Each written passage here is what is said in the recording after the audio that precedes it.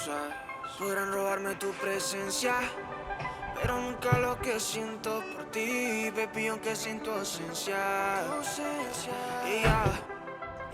Son errores de la vida, enamorarme de alguien con la que sufrí, otro hombre le servía.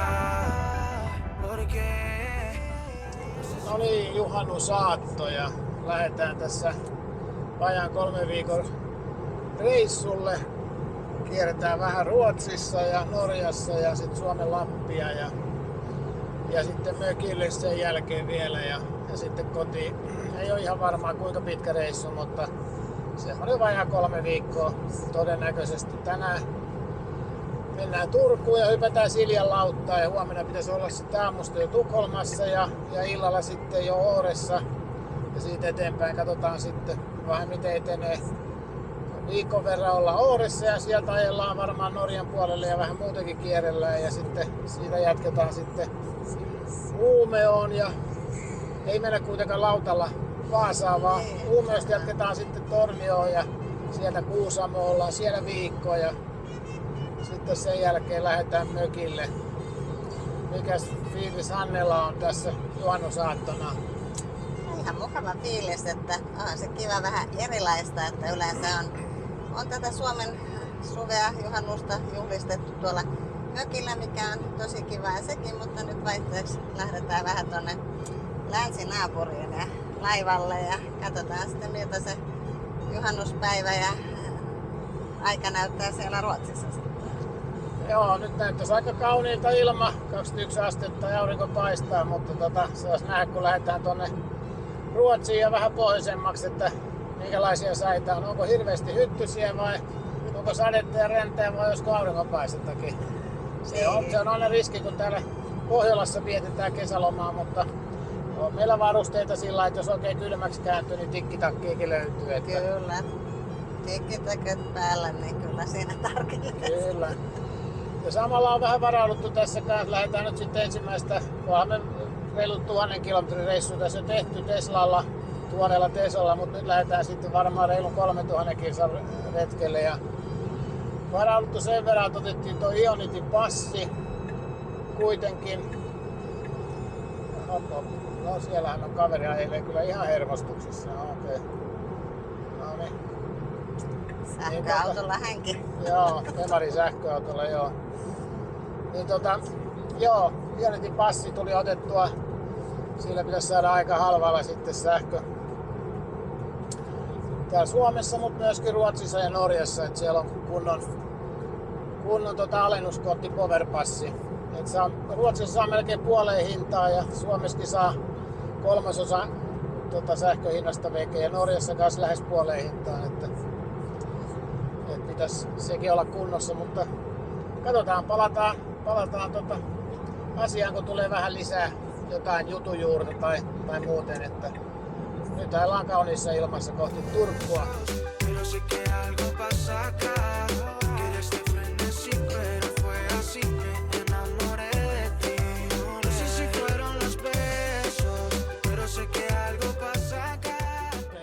Salamalla tultiin sitten tänne Turkuun.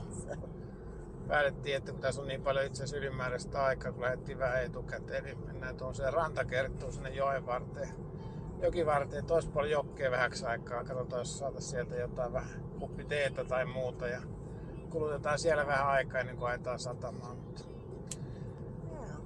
mikäs Hannen fiilis? Tosi kiva. Nyt tultiin Turkuun ja tosi kaunista, aurinko paistaa ja mikäs tässä on? Muistatko, kun 4 vuotta sitten tultiin tänne kanssa, lähdettiin kanssa silloin kiertämään Ruotsin läpi Norjaa, mutta oltiin prätkällä ja samaan lauttaan oltiin menossa Siljalainiin, mutta oltiin prätkällä liikkeellä. Muistan, joo. Meillä oli vähän tiukka aikataulu, että meinasi vähän myöhästyä siitä laivasta. Mutta Kyllä joo, meillä oli pikkusen menossa olla epäonnea siinä alussa, kun pyörä hajosi just kun piti lähteä tänne tuleen, no ei ihan, mutta vähän aikaisemmin ja siinä päivän mittaan ja sitten yritti sitä saada korjattua itse ja sitten kävi jo yhdessä liikkeessä katsoa, saisiko ne korjattua, kun satula jumitti sillä lailla, että ei saanut sitä auki. sitten toiseen liikkeeseen. Siellä sitten loppujen lopuksi yksi myyjä sai sen avattua. Ei siellä huollossa ollut millään aikaa niin nopeasti. Sitten siitä vielä kotiin, äkkiä kamat laukkuun ja sellaista reipasta vauhtia moottoritietä tänne ja ehittiin laivaan. Tiukalla oli, ettei Norjan reissu pysähtynyt niin kuin Espooseen jo kotiovelle. Kyllä, Meidän jäädä siihen jo. Olisiko me suunnilleen 5 minuuttia? Kyllä me varmaan varttia ja aikaa sinne satamaan kuitenkin, mutta kyllä siinä vähän hikehti tulee. Nyt päästiin vähän paremmin, lähdettiin niin kuin itse asiassa liian aikaisin jo liikkeelle, kun ei jaksettu kotonakaan odotella. Kaikki oli pakattu, että tullaan mieluummin tänne Turkuun ja katsotaan, jos täällä aika kuluisi. Kyllä. Mutta hyvä, kohta ollaan siellä, niin laitetaan kamerat kiinni. Eres perfecta al momento equivocado. Ay, qué pecado. Me enamoré de la luna, siento sol sabiendo que no estaremos juntos. Ya, baby, no gano ni una. Te llevo en mi corazón, porque en la vida yo no puedo, mi amor. Mami, no me utilices como si fuera un boomerang que viene y se va. No niin, oli aika kiva kävellä tässä lämpimässä säässä täällä Turun joen rannassa ja käytiin nauttimassa teetä ja vähän jäätelöä, että oikein mukava. Joo, kyllähän tässä aika kului ihan hyvin kun tässä kuitenkin oli melkein 2 tuntia ennen kuin pääsee laivajonoon, niin ihan hyvähän tässä oli vähän kulutella aikaa. Ihan kivan näköistähän tässä kesällä täällä joen ranta on ja vähän purjelaivoja katsellaan ja mitä muuta siinä sitten oli vielä joku marinepaikkakin. Joo, tuntuu, että jonkun verran oli turistejakin liikenteessä, mutta ei ehkä ihan niin paljon. No kyllä tässä huomaa, että on juhannusaatto. Mun mielestä tää on kyllä vähän niin kuin kuollut kaupunki. Jos Helsinki on kuollut kaupunki, niin kyllä Turkukin on aika kuollut. Olihan siellä terasseilla ihmisiä totta kai kyllä istumassa, että sen verran löytyy. Mut hei, nyt lähdetään sitten laivaterminaaliin tai sinne satamaan nyt. Odotellaan, että päästään laivaan sisään. Niin tässä vielä pari kilometriä. Ei kun kilometri perään enää. Sitten ollaan siellä. Jep. Hyvä.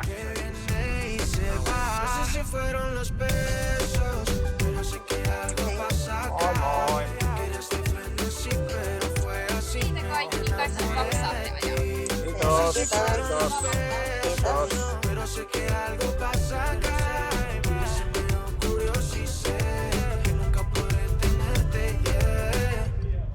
Fuiste la forma más triste y la más bonita de la vida para decirme que no puedo tener todo. Me fuiste un periodo y si no me acomodo, siempre voy a quedar como un bobo. Duele tener a una persona en tu corazón, pero nunca en tus brazos, lo entiendes, bebé. Es que hablo de usted, yo hablo de usted, mi mamá.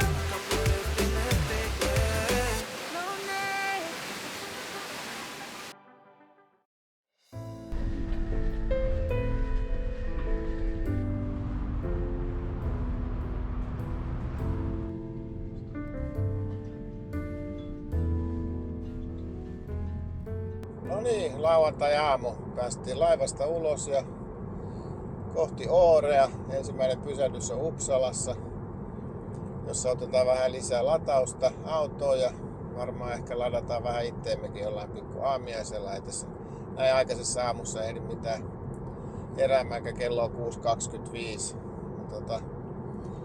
Mutta sinne päin mennään, vähän pilvinen sää, 15 astetta lämmintä, että ei ihan niin kaunista kuin eilen, mutta mites meillä meni eilisilta ja yö?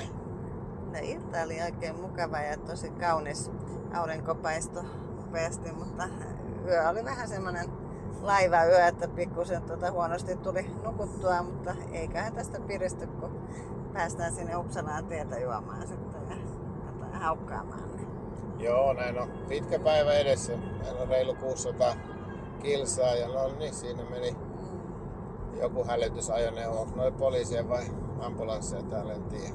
Värikkäästi laitettu ainakin automaalattu, mutta joo, eiköhän se tässä lähde menemään, niin ei muuta kuin palataan sitten vähän myöhemmin taas asiaan.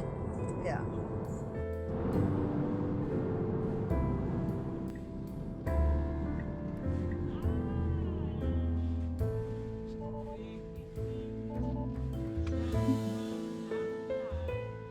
No niin, meillä oli Uppsalassa latauspysähdys ja piti ottaa pikkusen aamiaistakin siinä samalla.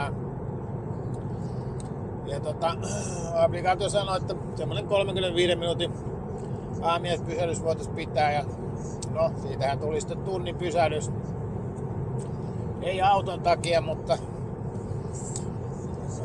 reissussa tapahtuu niin merkillä, että otettiin siitä teetä ja vähän sämpylää, ajateltiin, että syödään tässä lepposasti ja suunnitellaan vähän eteenpäin matkaa. Ja eihän se hyväksynyt meidän korttia ja siinä yritettiin 2 lähimaksua ja sitten koodin kanssa ja sitten se ilmoitti jo, että yrityksiä on enää 1 jäljellä ja sitten alkoi huolestuttaa. Hannekin työnsi korttiinsa sinne, sama tili, ihan sama lopputulos, ei hyväksy ja siinä me katsottiin ja myyjä oli vähän sen näköinen, onko näitä rikollisia suurin piirtein. Ja sitten jossain vaiheessa tajuttiin, en tiedä sanoiko sekin, että näyttäisi, että ei ole hyväksytty tässä maasta, että hetkinen, meillähän on ne maarajoitukset. Ja Se taisi tulla viestikin, että no, tuli kännykkään viestintä tämmöistä siinä vaiheessa huomannut.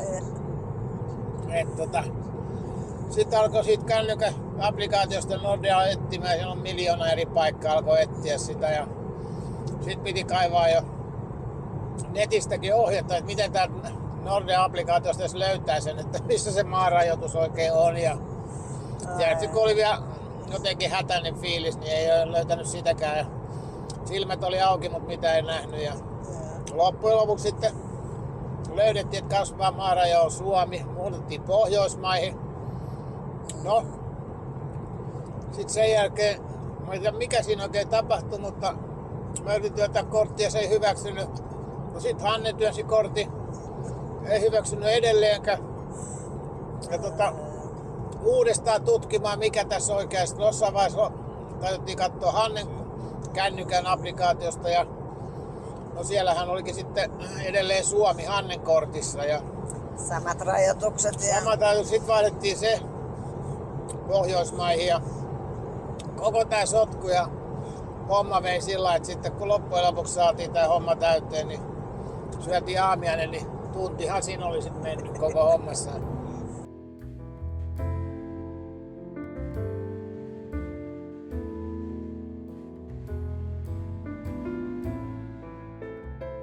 No niin, tässä kun ajellaan kohti Hudiksvallia, niin jotain uutta vähän tähän autoon liittyen tuli tässä nyt mieleen samalla semmoista, mitä aikaisemmin ei ole koottu. Mulla ei ole varsinaisesti ollut autoa, jos olisi ollut hälytysjärjestelmä, jota ainakaan sillä muista, mutta tässähän se sellainen on.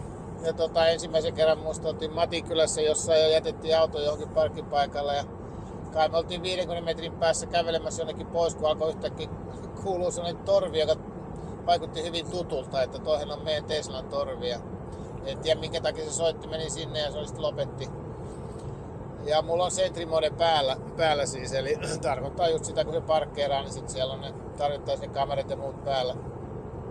Mutta eihän se hälytyslaitteen sähläykset siihen loppunut, että yhden kerranhan tässä kävi sit sillä tavalla, mä olin kotona ja Hanne oli äitinsä kanssa asioilla ja yhtäkkiä mulla tuli kännykkä ilmoitus, että hälytyslaite on päällä.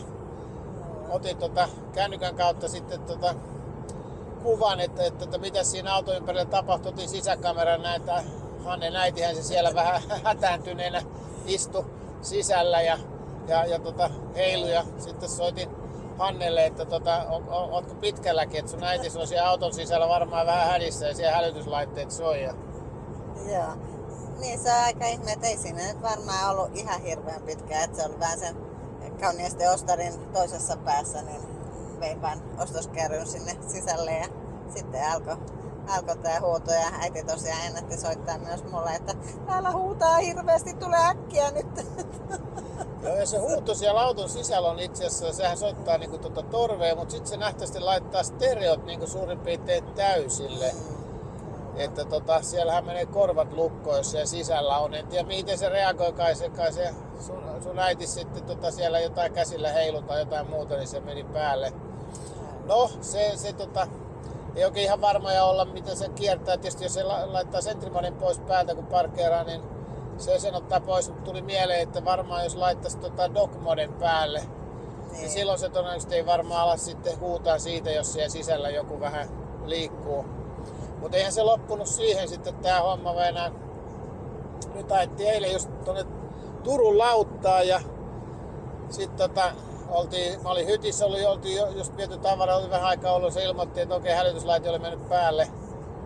Ihmettelin, no okei, varmaan se oli mennyt pois päältä. No sitten vietettiin siinä iltaa pitkään ja sitten suurin piirtein joskus 11 maissa illalla, niin sitten meille alkoi tulee tekstiviestejä laivainfosta, että siellä hälytyslaite kuulemma soi ja siellä oli hevosvaunuissa hevosia ja ne kuulemma vähän hermostuu. Että kun hälytyslaitteet soi, että voitteko mennä kääntämään sen pois. Ja no sit siinä vaiheessa tajus sitten vasta mentiin laivaan. Mut sit mä muistin, että mähän olin itse asiassa ottanut se sentrimoden pois päältä.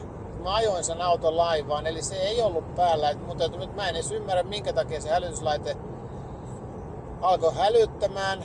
Että ehkä joku muu, joka on Tesla ajanut useampia vuosia, tietää, että miksi. Mutta niin kuin ainakin ohjeissa lukee, että hälytyslaite ei saa pois päältä, kun ottaa vaan sentrimoden pois. Mutta se oli pois päältä ja se hälytti silti. No mä menin autoon ja katsoin sitten muutkin ne turvallisuusjutut ja otin suurin piirtein kaikki mahdolliset täpät sieltä pois päältä. Ja ei se nyt ainakaan sitten enää yön aikana hälyttänyt uudestaan, mutta tämmönen vähän epämääräinen tilanne tämän hälytyslaitteen kanssa. Että taitaa olla aika herkkä.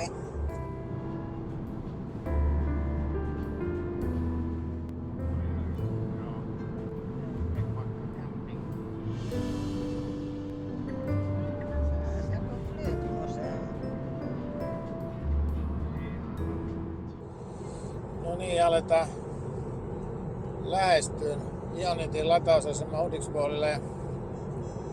Ja itse asiassa huomattiin, että akku alkoi esilämmittää, vaikka ei mennä siis Teslan Superchargerille, vaan mennään Ionitille. Ja näitä muitakin latausasemia voi tosiaan laittaa tässä tähän Teslan karttaan kyllä. Ja jos se tunnistaa latausaseman, niin sinne kun laittaa, niin sitten se tietysti ohjaa sinne latausasemalle ja esilämmittää akkua. Tuossa kun katsot etukäteen tätä matkaa, kun todettiin, että otetaan Ionitin latauksia pääasiassa, niin ihan kaikkia Ionitin asemia tämä Teslan kartta ei kyllä tunnistanut, että niitä ei ollut olemassa. Mutta sitten tosiaan, kun nyt tämä näyttää olevan tuolla kartassa kanssa ja sitten kun se pystyy tosiaan laittamaan siihen latausasemalle, ei tarvitse laittaa osoitteen kautta, niin nyt se sitten alkoi esilämmittämään. Meillä oli semmonen vajaa 20 minuuttia matkaa, että ehkä semmonen joku vajaa 30 kilsaa, niin siinä vaiheessa tuli esilämmitys päälle. Katsotaan nyt, mitä se sitten kuluttaa. Tietysti tämmöisellä pidemmällä matkalla, niin ei se kulutus nyt ihan hirveä varmaan ole. Nyt se esilämmitys on 0,3% ollut, kun ajamiseen on mennyt 50% nyt akusta. Mutta kyllähän se tuossa ehtii vielä varmaan ainakin prosentin verran kuluttaa tätä akkua ennen kuin perillä ollaan. Mutta se olisi aika kätevä, jos olisi ihan sellainen manuaalinen esilämmitysnappi, jos tarvittaisi pois tai sitten päälle, niin ettei se niin voisi itse päättää. Insinööri haluaisi itse päättää, milloin lämmittää. Että insinööri on sitä mieltä, että se on fiksumpi kuin auto, että milloin tarvitsee ja milloin ei. Time remaining. Ei tää nyt oikein näytä toimivan ainakaan putkeen ensimmäisellä kerralla. Että ei näytä menevän.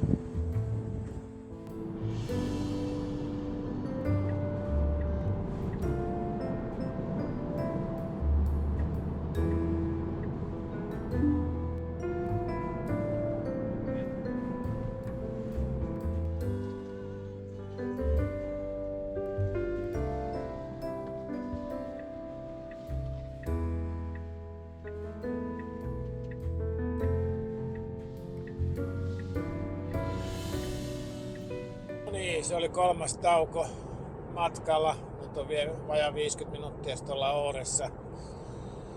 3 kertaa on pysähdytty lataamaan ja ottaa vähän evästä. Pari kertaa syöty sämpylöitä. Ei ole kunnon lounasta tullut tänään ja nyt tässä viimeisessä paikassa otettiin kanasalaatti ja se oli tosi tulinen. Sun vieläkin palaa, että Vieläkin polttelee. Joo, ei ollut mikään gourmetpäivä tänään kyllä. Ja Sundsvalliin piti pysähtyä, ajateltiin, että käydään siellä kävelykadulla vähän kävelemässä. Ehkä otetaan jotain syömistä siellä, jos löytyy kiva paikka. Ja emme saatu edes autoon parkkiin, kun ei saatu parkkilippua ulos parkkiautomaatista. Koko Sundsvallin reissu meni sitten siihen, että ei saatu edes autoon luvallisesti parkkiin, niin päätti, että jos ei Sundsvall tämän paremmin ota meitä vastaan, niin lähdetään jatketaan matkaa. Aivan.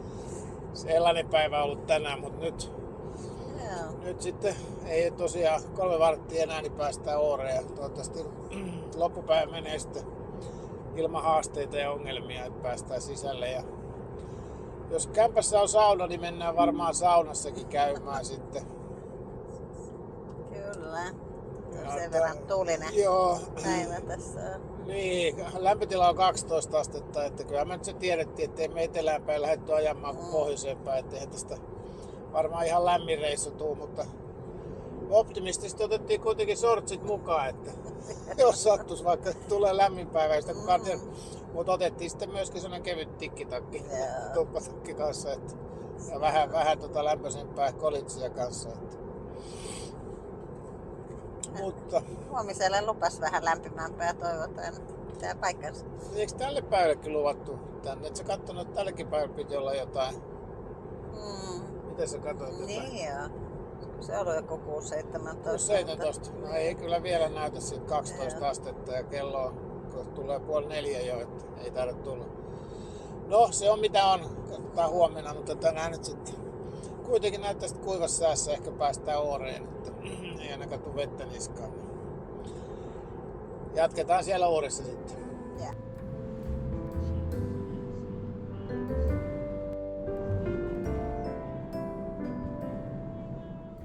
No niin, nyt tullaan tähän laaksoon just niin. Joo, nyt on kaunista toi aurinko kimmeltää tuossa järven pinnassa. On todella, joo. Ja enemmänhän tää on semmoinen laskettelukohde, että se on ihan kaunista kesälläkin. Niin, saa nähdä mitä me lasketellaan Pyllymäkeen vaan. Mutta joo, tuossa katsottiin just säätiedostakin vähän ja huominen näyttäisi aika kauniilta, joten huomenna varmaan tehdään tässä jotain kyllä tässä lähistöllä, että lämpötilakin suht hyvä. Sitten on vähän epävakaisempaa, mutta näyttää, että maanantai-aamupäiväkin olisi ihan suht ok. Tiistai on sateinen, mutta sitten keskiviikko torstai on aika hyviä. Perjantai sitten ehkä vähän sateisempi, mutta katsotaan, joku päivä lähdetään Trondheimiin ainakin, mutta no, suunnitelmat elää tässä, mutta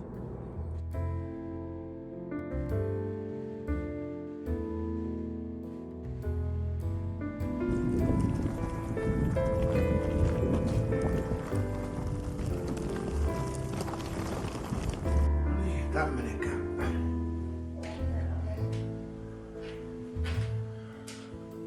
Parveke, olkkari. Sitten sauna. Taisi olla tässä.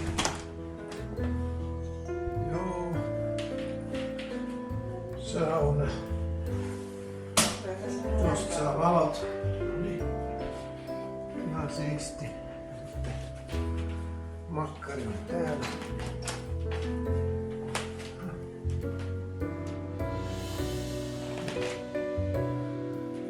Siinä autoparkissa. Remolis. Ihan hyvä. Ihan hyvä. Eiköhän me täällä viihdytään.